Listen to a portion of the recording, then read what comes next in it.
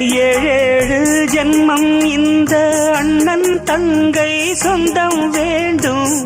என்னாடும் எந்தன் பக்கம் தாயே நீ வேண்டும். உன் கண்ணில் கண்ணீர் வந்தால் எந்தன் கண்ணில் ரத்தம் பாயும். உன் நாவி எந்தன் நாவி ரெண்டும் ஒன்றாகும். உன் கண்கள் இல்லாமல் என் கண்கள் பார்க்குமோ?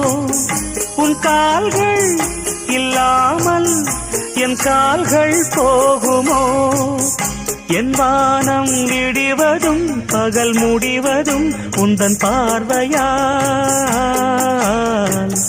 கண்ணே நான் அண்ணன் அல்ல உன்னை ஈன்ற அன்னை நானே.